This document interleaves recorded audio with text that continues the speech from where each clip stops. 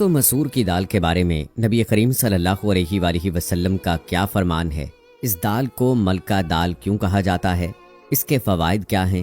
اور یہ منہ اور مسور کی دال کے جملے کا پس منظر بھی بتائیں گے۔ دوستو اس دال کا تذکرہ قرآن پاک کی سورہ بقرہ میں ملتا ہے۔ قصہ یوں ہے کہ حضرت موسیٰ علیہ السلام نے اپنی قوم کو فرعون کے ظلم سے نجات دلانے کے لیے مصر چھوڑنے کی ترغیب دی اور کہا کہ ہمیں یہاں سے نکلنا چاہیے، بہت ظلم ہو چکا ہے، جس دیس میں ظلم ہو اس دیس کو چھوڑ دینا چاہیے۔ حضرت موسیٰ علیہ السلام بنی اسرائیل کو اپنی قیادت میں لے کر وادی سینا میں چلے گئے۔ اس بے آب و گیاہ وادی میں بنی اسرائیلیوں کے پاس کھانے پینے کا سامان کم پڑ گیا۔ انہوں نے بھوک سے نڈھال ہو کر حضرت موسیٰ علیہ السلام سے کہا کہ وہ انہیں کھانے کے لیے کچھ دیں یا اللہ سے دعا کریں کہ وہ ہمارے لیے کوئی انتظام کریں۔ حضرت موسیٰ علیہ السلام نے اللہ سے دعا کی کہ میری قوم کے بھوک مٹانے کا کوئی انتظام کر۔ اللہ تعالیٰ نے ان کے لیے آسمان سے من و سلوہ اتارا۔ دوستو کیا آپ جانتے ہیں کہ من و سلوہ کیا ہے؟ بنی اسرائیل کے لیے اللہ تعالیٰ نے 2 طرح کے کھانے آسمان سے اتارے، ایک کا نام من اور دوسرے کا نام سلوہ تھا۔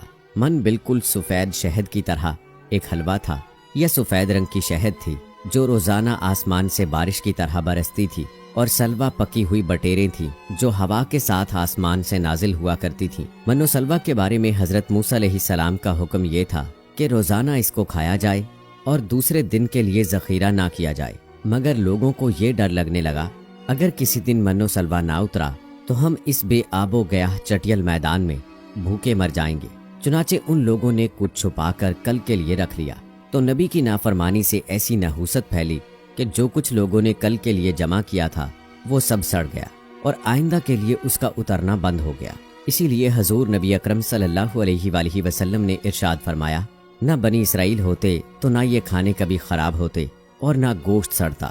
کھانے کا خراب ہونا اور گوشت کا سڑنا اسی تاریخ سے شروع ہوا، ورنہ اس سے پہلے نہ کھانا بگڑتا تھا نہ گوشت سڑتا تھا۔ ایک روایت یہ ہے۔ دوسری روایت یہ ہے کہ بنی اسرائیلی کھانا کھا کر تھک گئے تھے۔ انہوں نے موسیٰ علیہ السلام سے کہا کہ ہمیں وہی خوراک چاہیے جو ہم مصر میں استعمال کرتے تھے، ہم نے کاشتکاری کرنی ہے اور زمینی اشیاء کھانی ہے۔ اس خوراک کو کھانے کے لیے قافلے کو ایک جگہ روک کر قیام کرنا پڑتا اور پھر کاشتکاری کرنا پڑتی۔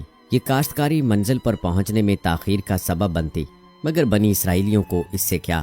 بنی اسرائیل کاشتکاری کرتے، ترکاریاں اگاتے، پیاز اگاتے، لہسن اگاتے اور مسور کی دال کے لیے کام کرتے۔ یہ خدا کی اتاری ہوئی نعمت سے تنگ آ گئے تھے۔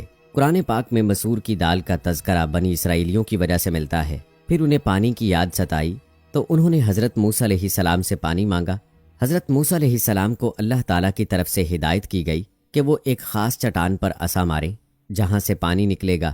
اللہ کے حکم کے مطابق اللہ کے نبی حضرت موسیٰ علیہ السلام نے پتھر کے چاروں جانب عصا کو 12 مرتبہ مارا، چنانچہ 12 چشمے پھوٹ پڑے اور بنی اسرائیل کے 12 قبیلوں نے اپنے اپنے چشمے متعین کر لیے اور خوب سیر ہو کر پانی پیا۔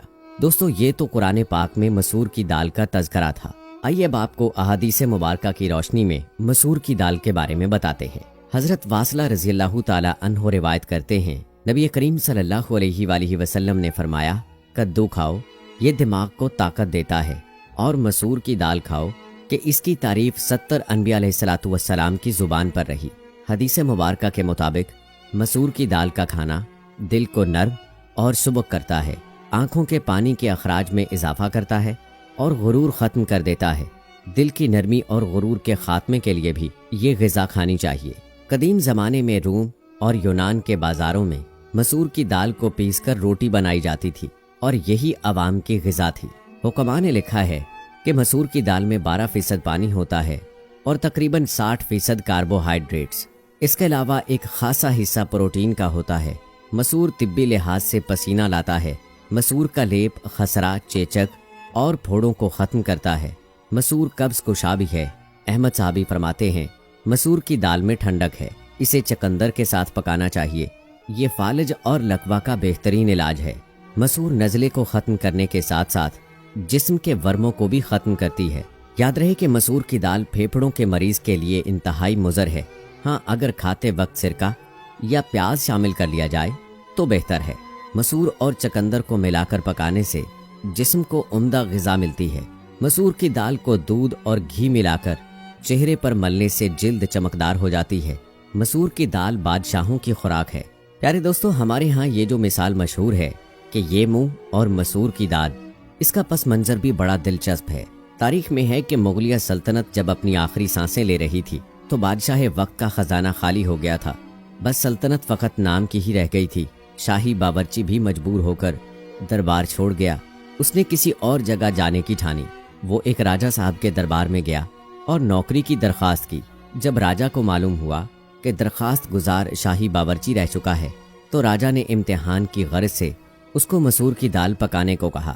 ساتھ ہی وزیر خزانہ کو حکم دیا کہ باورچی اخراجات کے لیے جتنی رقم مانگے اس کو فراہم کر دی جائے۔ شام کے وقت جب راجہ کے سامنے مسور کی دال آئی تو وہ اتنی لذیذ تھی کہ راجہ تعریف کرتے ہوئے تھکتے نہ تھے۔ وہ بار بار دال کی تعریف کرتے اور کہتے کتنی اچھی دال بنائی ہے۔ اسے خیال آیا کہ یہ شخص شاہی خاندان کا باورچی رہ چکا ہے، اس سے پوچھا جائے کہ دال پر خرچہ کتنا آتا ہے۔ اس نے باورچی سے پوچھا، دال پر خرچہ کتنا آیا ہے؟ باورچی نے دست بستہ آداب بجا لاتے ہوئے عرض کی، حضور 2 پیسے کی دال تھی اور 32 روپے کے مسالے۔ راجہ نے جب یہ بات سنی تو پسینے سے شرابور ہو گیا اور تعجب سے کہا، 2 پیسے کی دال میں 32 روپے کے مسالے ڈالے جائیں گے تو کس طرح نظام چلے گا؟ باورچی نے شاہی آنکھیں دیکھی تھیں، اس نے کبھی یہ چھوٹی بات سنی تھی۔ باورچی نے اسی وقت 32 روپے اور 2 پیسے نکال کر راجہ صاحب کے سامنے رکھ دیے اور یہ کہہ کر چل دیا کہ صاحب یہ رہے آپ کے پیسے، یہ منہ اور مسور کی دال۔ آج کل یہ جملہ ہر کسی کی زبان پر ہے۔ یہ کہاوت تب استعمال ہوتی ہے جب کوئی شخص ایسی فرمائش کرے جس کا خرچ اٹھانے کی اجازت اس کی کنجوسی نہ دے۔ فرمائش بڑی اور خرچ آنا بھی نہ کیا جائے تو یہ مثال دی جاتی ہے، یہ منہ اور مسور کی دال۔ بہت سارے لوگوں کو یہ تو علم ہوگا کہ کدو حضور نبی اکرم صلی اللہ علیہ وآلہ وسلم کی پسندیدہ سبزی تھی، لیکن شاید یہ نہیں جانتے ہوں گے کہ مسور کی دال کے بارے میں ان کا کیا کہنا ہے۔ تو دوستو، آپ کو بتاتے چلیں کہ مسور کی دال بھی نبی کریم صلی اللہ علیہ وآلہ وسلم کو پسند تھی۔ تو دوستو، آئیے آج سے ہم مسور کی دال کو نبی کریم صلی اللہ علیہ وآلہ وسلم کی سنت سمجھ کر کھائیں گے۔ اس سے ہمارا پیٹ بھی بھرے گا اور ایک سنت بھی پوری ہوگی۔ امید ہے دوستو کہ ہماری آج کی یہ ویڈیو آپ کو پسند آئی ہوگی۔ آج کی اس ویڈیو میں آپ کی کیا رائے ہے، اس حوالے سے کمنٹ باکس میں ضرور بتائیے گا۔ ملتے ہیں اگلی ویڈیو میں، تب تک کے لیے اللہ حافظ۔